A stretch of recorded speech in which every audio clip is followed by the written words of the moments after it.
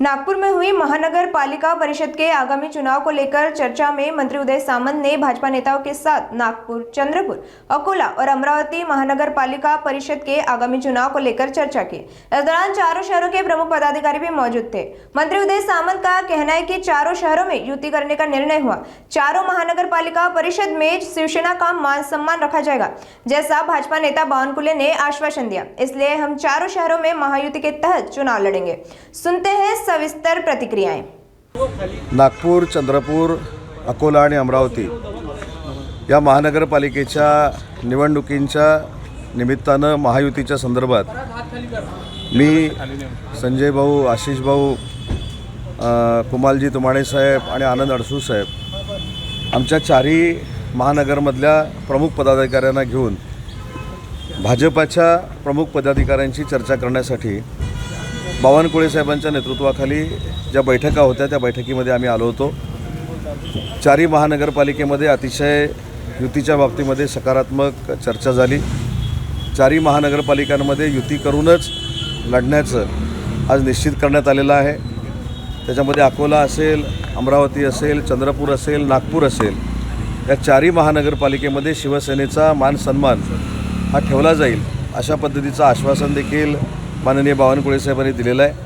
त्याच्यामुळे चारही महानगरपालिकेमध्ये आम्ही महायुती म्हणून लढणार आहोत। काही जागांची मागणी काही पर्टिक्युलर ठरलेली आहे का? काही जागा कुठल्या याच्यावर जागा वाटप? जागा वाटपाच्या निश्चितीपेक्षा प्रत्येक जागेवर आम्ही महायुती म्हणून लढणार आहोत। शिवसेना भाजप युती म्हणून लढणार आहोत। शिवसेना भाजप, RPI, अमरावतीमध्ये स्वाभिमान पार्टी आहे, सगळे असे आम्ही एकत्र लढणार आहोत।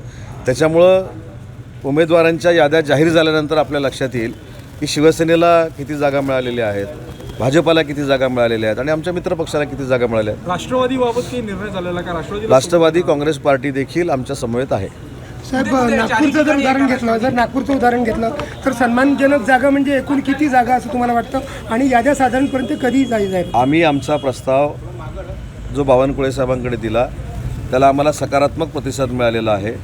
उमेदवार ज्यावेळी यादी सकट जाहीर होतील त्यावेळी नागपूरला देखील किती जागा आपल्याला मिळालेल्या आहेत हे आपल्याला कळतील। राष्ट्रवादीबाबत आपण बोललात, पण राष्ट्रवादी म्हणजे कुठे राष्ट्रवादी सोबत राहणार आहे? चारीपैकी काही ठिकाणी राष्ट्रवादी काँग्रेस पार्टीबरोबर चर्चा झालेली आहे, ती सकारात्मक झाली। ज्या ठिकाणी राहिली ती या 2 दिवसात होईल। कोणत्या ठिकाणी राष्ट्रवादी सोबत नेमकं चित्र? 4 पैकी 2 ठिकाणी। कोणते? 4 पैकी 2। 4 पैकी 2। 2 आकडी संख्या असेल, 1 आकडी संख्या आहे, एवढं सांगू। कशाबद्दल?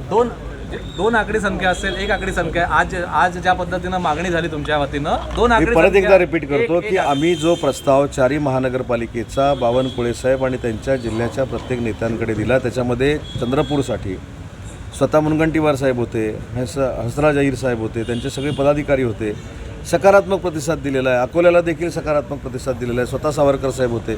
अमरावतीमध्ये देखील नवनीत राणा मॅडम होत्या, त्यांचे पदाधिकारी होते, त्यांनी देखील सकारात्मक निर्णय दिलेला आहे। आणि आता आम्ही ही चर्चा झाल्यानंतर गडकरी साहेबांना भेटायला निघालेलो आहे आणि त्यांचा आशीर्वाद घ्यायला निघालेलो आहे। स्थानिक पदाधिकाऱ्यांनी नागपूरमध्ये 15% जागेची मागणी केली, त्याला भाजपने विरोध केलेला होता, तर काही टक्केवारी संदर्भात ही टक्केवारी कुठची सूत्र तुम्हाला सांगतात मला माहीत नाही।